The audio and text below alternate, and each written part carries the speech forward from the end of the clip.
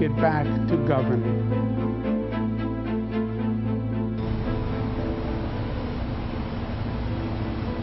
Good evening, and thank you for joining us for our News Channel 13 special report, the Cuomo resignation. I'm Subrina Dhammi. And I'm Mulholland outside the governor's mansion on Eagle Street in Albany. What a day it has been.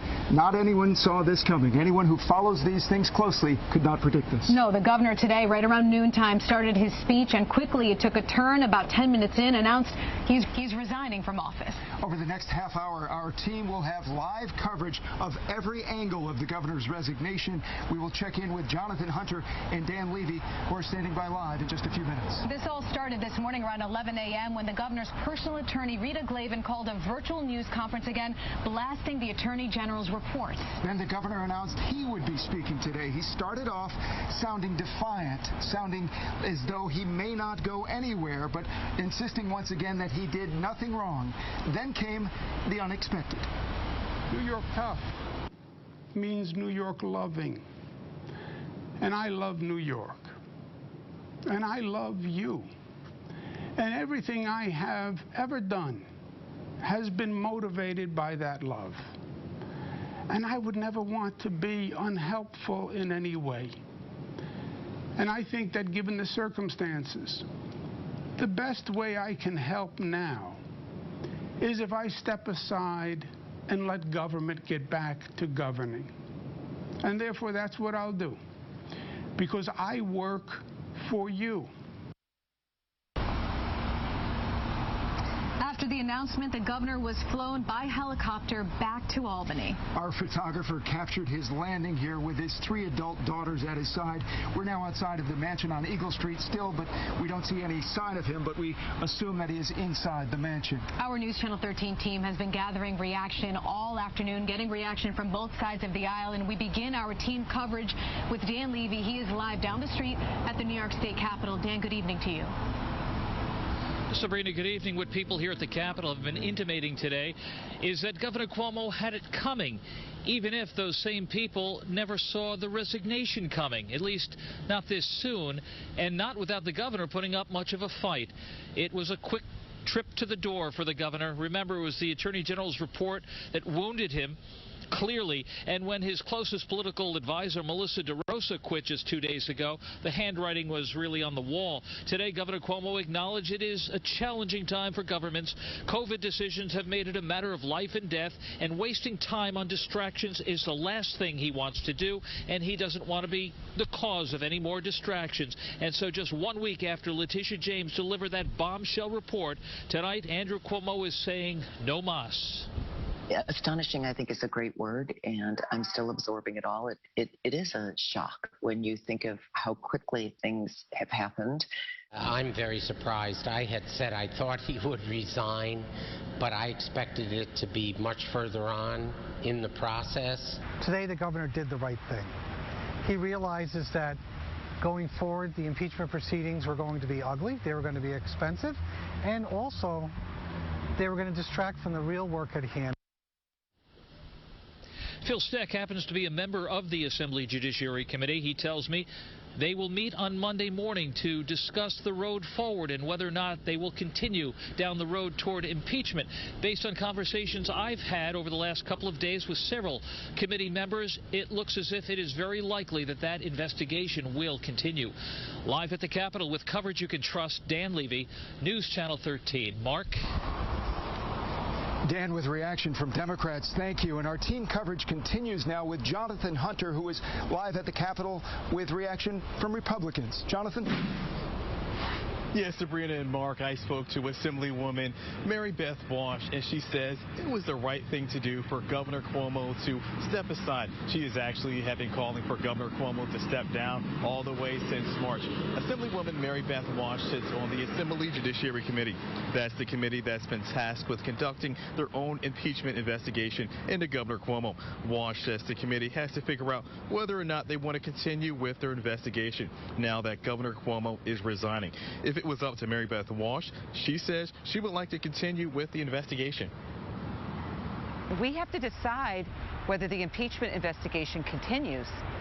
even though he's resigning in a couple of weeks, if we can do it, do we as a committee want to do it? Do we want to move forward?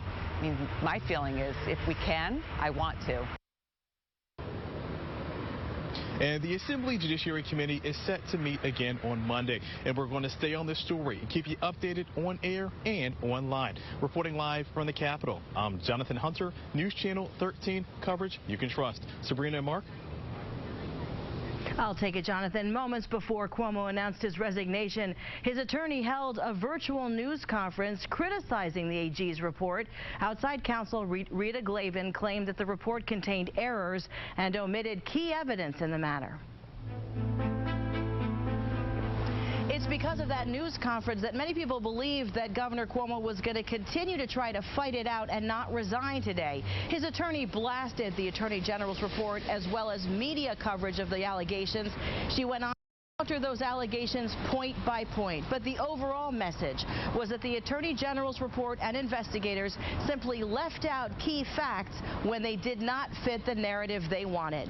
Cuomo's attorney, Rita Glavin, described as outside counsel, spoke in a virtual news conference through the state website this morning. She said the AG's report simply got facts wrong. As for Brittany Commisso, the executive assistant we heard from yesterday who claimed the governor groped her breast, Glavin said the dates don't add up and that investigators failed to speak to key witnesses at the mansion. As for the trooper assigned to the governor's detail who reported inappropriate touching, Glavin says Cuomo has great respect for her and did not touch her in a sexual manner. Glavin said from day one, this case started with a presumption that Cuomo was guilty and went from there. The report, as I've said before, contains errors and it omits key evidence. It omitted evidence that undermined the narrative that began in day one on this investigation. This was not about an independent review of the allegations and the circumstances surrounding them. From day one, this was about building a case against Governor Cuomo. Glavin says the people who were supposed to investigate in this case instead acted as prosecutor, judge, and jury. Mark and Subrina. Kumi, thank you. So how exactly did we get here? The first woman to publicly accuse Governor Cuomo of sexual harassment reacted on Twitter today to his resignation. Lindsey Boylan said, quote, "From the beginning, I simply asked that the governor stop his abusive behavior. It became abundantly clear he was unable to do that, instead attacking and blaming victims until the end. It's a tragedy that so many stood by and watched these abuses happen." Lindsey Boylan's tweet back in December set off this firestorm. From there, the allegations started piling up. We took a look back at the first claim against him from her and how these allegations added up over the past 8 months. It started December 13th, 2020. Lindsey Boylan, a former aide to Governor Cuomo, the first woman to accuse him of sexual harassment. Her tweet set off a firestorm. She writes, "Yes, Governor Cuomo sexually harassed me for years. Many saw it and watched. I could never anticipate what to expect. Would I be grilled on my work, which was very good, or harassed about my looks? Or would it be both in the same conversation?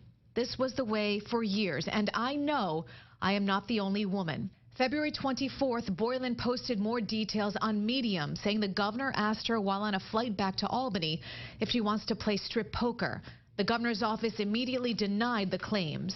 When the governor lies about his abuse of power, as he's doing right now and daily, it's a betrayal of the public's trust. 3 days later, a second woman came forward, Charlotte Bennett, 25 years old at the time, a former office assistant to the governor.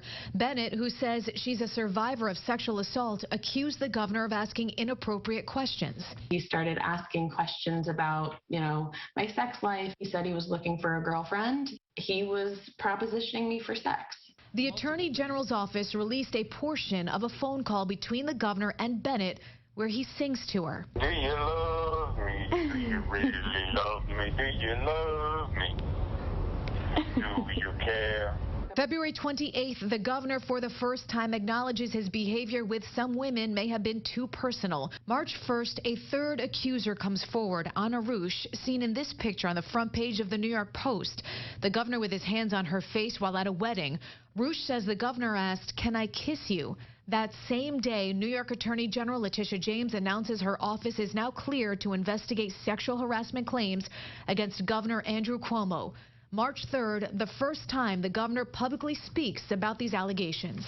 I now understand that I acted in a way that made people feel uncomfortable. It was unintentional, and I truly and deeply apologize for it. I feel awful about it, and frankly, I am embarrassed by it. But just days later, accuser 4 and 5 come forward. Karen Hinton, a former press secretary, accused the governor of making her feel uncomfortable while in a hotel in California. It was not just a hug. It was an intimate embrace. I pulled away. He brought me back. On a list, a former aide now works for Monroe County. I never felt comfortable in his presence. The real issue was the pervasive, hostile, toxic workplace environment that disproportionately harmed the young women who worked there. Also in early March, possibly the most serious allegation came out from the woman we only knew as executive assistant number 1 until just days ago, Brittany Commisso, saying that the governor groped her, reached under her shirt, and she has now filed a criminal complaint with the Albany County Sheriff's Office. Yeah. Attorney General Tish James, who oversaw the independent investigation into the sexual harassment claims, issued a statement this afternoon after the governor's resignation. She said today closes a sad chapter for all of New York, but it's an important step toward justice. She said, I thank Governor Cuomo for his contributions to our state. The ascension of our Lieutenant Governor, Kathy Hochul, will help New York enter a new day. We must continue to build on the progress already made and improve the lives of New Yorkers in every corner of the state. When we return, what is next now in the impeachment process? Does it continue? Does the Assembly Judiciary Committee carry on with it? We will dive into that coming up next. I think it was a matter of timing. He certainly was going to be in the throes of an impeachment, and I think his resignation staves off that impeachment, because I don't think the legislature is going to impeach him, although they should. Come on, you know, we believed in him, we trusted in him, and I just hope that, I'm hoping for the best for him, but on the other side of the victims that, you know, are contending that he did do this to them, then, you know, no justice, no peace, because no one deserves to have that happen to them.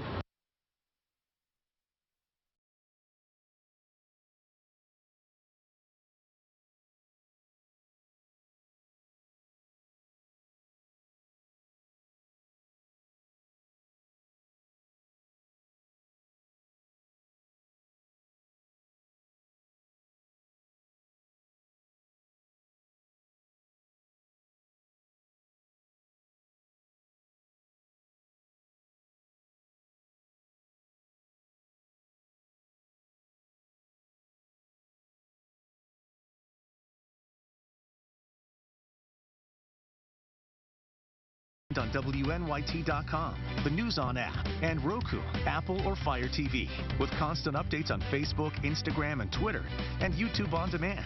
News Channel 13's here to make access to live or on-demand news and weather more convenient than ever. Wherever you like to watch, we've got you covered. News Channel 13, coverage you can trust. Welcome back to our News Channel 13 special report, the Cuomo resignation. When Governor Cuomo announced his resignation today, he seemed to indicate that this could possibly end the impeachment effort. It will consume government. It will cost taxpayers millions of dollars. It will brutalize people. The State Assembly yesterday outlined weeks of process that will then lead to months of litigation. Time and money that government should spend managing COVID, guarding against the Delta variant, reopening upstate, fighting gun violence, and saving New York City. That may lead you to believe that the resignation today ends the impeachment process, but that's not the case. We're joined live now by Skidmore College political science professor Dr. Ron Seib. Ron, this was very much a 20-minute speech today, was very much a speech of his legacy, was it not? Was this an effort by the governor to preserve his legacy? I think so. I think looking at past resignation speeches, particularly President Nixon's speech, in that speech as well, it's always sort of the idea of don't forget what we've accomplished in my time as governor, particularly the SAFE Act, and ironically enough, legislation to sort of help victims of sexual assault, and obviously the combating of COVID. So I think absolutely he wants to sort of refocus the attention away from the allegations in his resignation to what he accomplished as governor and in the 3 terms that he served. Ron, we made note of the language that the governor used and the tone, how it quickly changed. He seemed contrite at times, but not admitting to anything, and there were some gray areas there. Absolutely. I think that he said at one point that he takes responsibility for what he did to the 11 women. On the other hand, he also said that many times it was a misunderstanding, that it was a misunderstanding particularly of his sense of humor, that while he apologizes for giving them offense, he still doesn't think he touched any of them inappropriately. My suspicion, it's not based on any kind of legal expertise, is that he's worried about a criminal proceeding in which anything he says about it could be construed as an admission of guilt might actually come to fruition, that sort of thing. Yeah. We've heard from several people during our newscast and during this report today who still support the governor. Yeah. Regular people on the street in Albany and elsewhere. Do you think he will remain? How will his legacy be forged here? Will he remain a popular governor in the eyes of history? I think that's a really good question. I think one thing it's contingent on is whether impeachment and removal from office, that process continues. That's uncertain right now. It's too early to tell whether the Assembly is going to move forward. One option, should he be convicted by the Senate and the Court of Appeals, which is also part of that trial, would be that he'd be barred from serving in any office in New York State subsequently. The Senate can rule that he cannot. Right. It's not just guilty or not guilty in the Senate. Yeah, and it's the case that according to Article 13, Section 5 of the New York State Constitution, removal from office is one penalty that certainly is part of an impeachment and removal scenario, but it's also the case he can be barred from holding office in New York State ever again. In 19th century language, from any public office of honor, trust, or profit. Elliot Spitzer, who resigned back in 2008, actually ran for state controller in 2013. So his resignation was not did not bar him from running for future office. Very quickly, look into your crystal ball. Does Andrew Cuomo run for office again? Well, again, that's a really good question. He is as we know, very ambitious. As he said today in his statement, he is a fighter. I think his statement indicated that as much as he would like to fight these allegations, he feels like it's the best interest of the state of New York. I think he's somebody who is to use the term, a political animal. I don't think it's putting it past the pale for him to run for office again. It might be difficult, though. You see early polls in the primary for the New York State governorship on the Democratic Party. He's the leader still, despite, what has happened. Now, that might change in the next 24 hours, but right now, in one of these sort of, handicapping races, he actually is the leader for the Democratic nomination for the New York State governorship in 2022. And the dust is just settling from the big announcement. Ron Seib, Skidmore College political science professor, thank you very much for joining us here outside of the governor's mansion today on this historical day. It was a pleasure. Thank you again. We'll be right back with a look at the governor's political career coming up. You didn't want him to resign today? No. Why did you say that? Because I thought with the corona and everything, I thought he did a good job.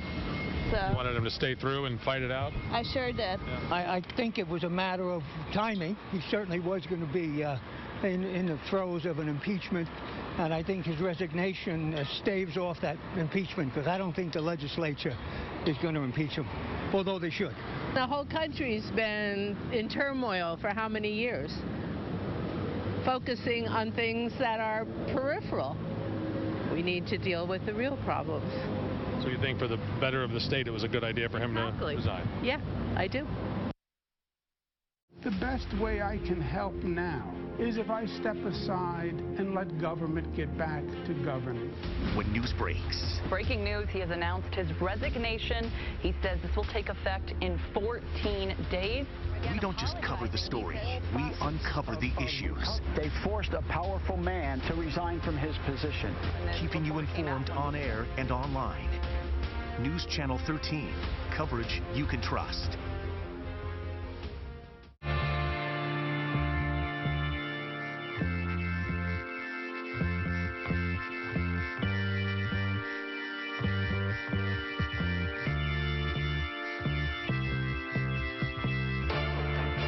Plan ahead and keep your plans with the News Channel 13 First Warning Weather app. Stay informed with instant alerts by zip code, updated in real time by our experienced First Warning Weather team. It's severe weather coverage you can trust.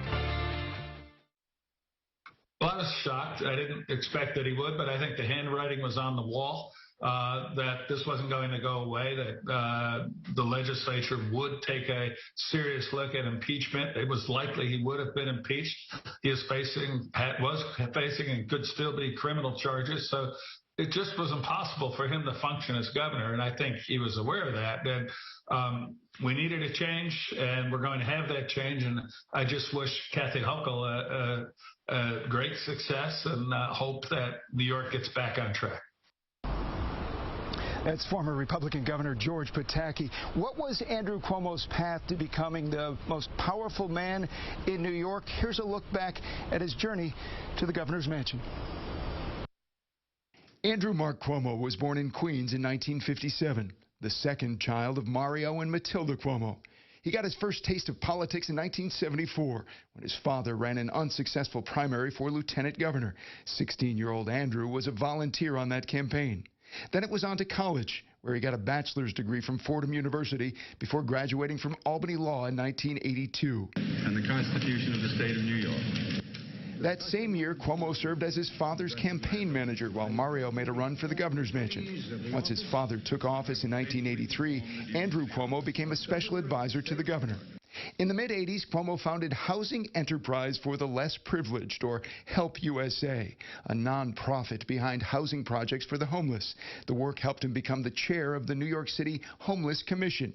In 1990, he married Kerry Kennedy, and 3 years later departed for Washington as an assistant secretary in the U.S. Department of Housing and Urban Development under President Clinton. Welcome everyone here today to the nomination hearing of Andrew Cuomo to be Secretary of the Department of Housing and Urban Development.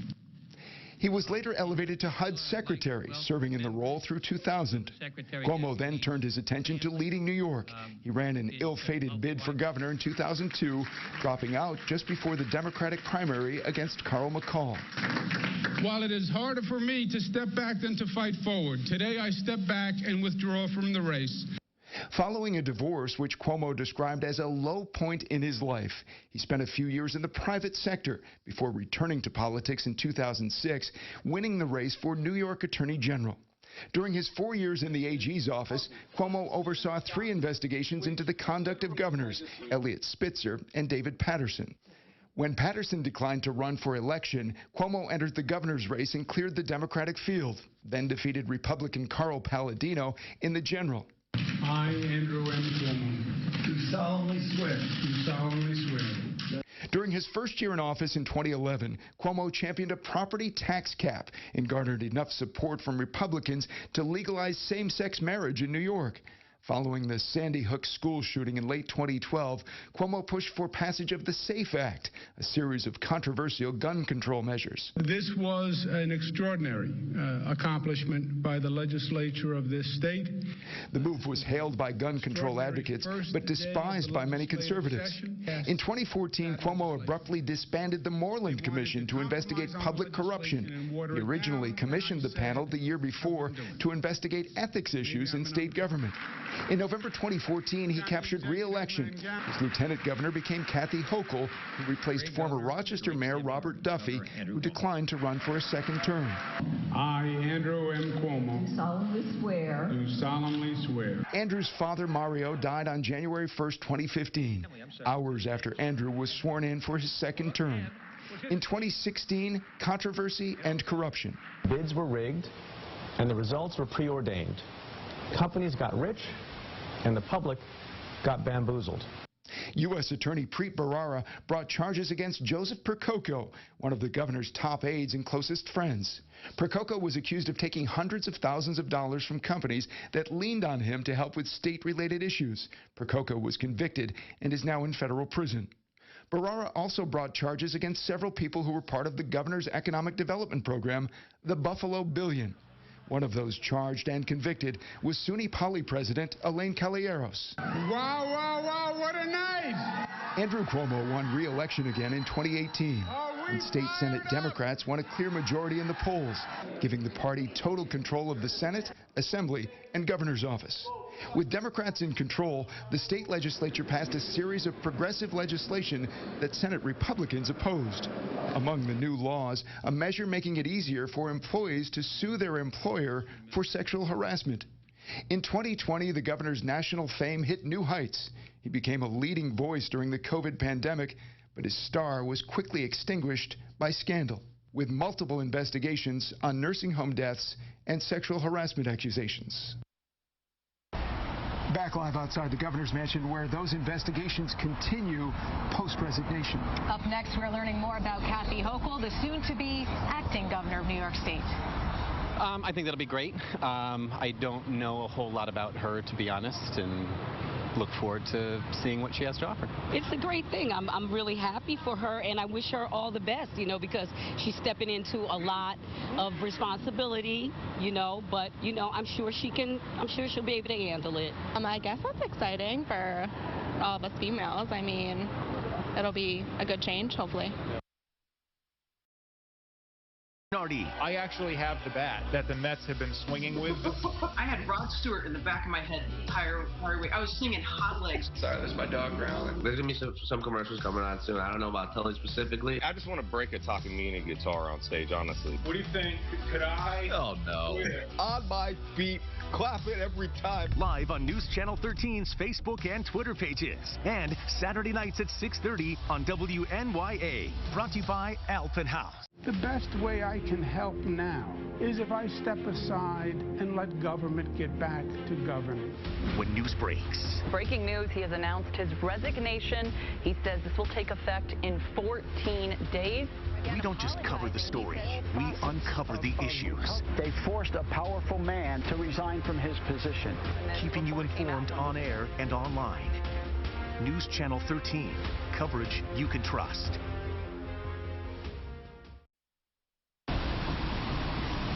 Lieutenant Governor Kathy Hochul tweeted today after Governor Cuomo's announcement. She said, "I agree with Governor Cuomo's decision to step down. It's the right thing to do and in the best interest of New Yorkers. As someone who has served at all levels of government and is next in line of succession, I'm prepared to lead as New York State's 57th governor." Kathy Hochul will be the first woman to hold that role in this state. Sam Hessler has a look at who is Kathy Hochul. With the governor set to resign, Kathy Hochul will become the first woman to serve as governor in New York. Hochul was born in Buffalo, and she became politically active during her time in college at Syracuse University. She led a boycott of the student bookstore over high prices, and she received a law degree from Catholic University of America's Columbus School of Law in Washington, D.C. back in 1984. Hochul became the Erie County clerk in 2007, and she threw her hat in the ring during the 2011 special election to represent New York's 26th congressional district, spanning parts of Erie and Niagara counties, and she won. In 2014, she became the Democratic candidate for lieutenant governor. She was sworn in 2015 as Governor Cuomo began his second term. In 14 days, she'll assume the highest office in the state. Sam Hessler, News Channel 13, coverage you can trust. Soon to be acting Governor Kathy Hochul is scheduled to address the state tomorrow at 2 o'clock. News Channel 13 will bring that to you live on our air and on our website. It has been quite the day with that announcement coming at noon today from the governor. And again, within 10 minutes, he shifted his tone, and everyone could sense that something big is about to happen. From denying and defiance to resignation. There we go. And now the next steps, and we will wait to find out what happens with the impeachment process from the Assembly Judiciary Committee and the criminal complaints against him as well. And we'll be following that as that continues. And as we've heard throughout this newscast, that it will be continuing. Yes, thank you very much for joining us for this News Channel 13 special report as we report live from outside the governor's mansion. And of course, you can follow all of the latest developments on our website, WNYT.com. It includes the governor's address, an interactive timeline on the investigation, and all of our team coverage from today. Thank you very much for joining us. Have a nice evening. Good night. Honorado and Vagnardi. I actually have the bat that the Mets have been swinging with. I had Rod Stewart in the back of my head the entire way. I was singing Hot Legs. Sorry, there's my dog growling. There's going to be some commercials coming on soon. I don't know about Tully specifically. I just want to break a talking mean and guitar on stage, honestly. What do you think? Could I? Oh, no. On my feet. Clap it every time. Live on News Channel 13's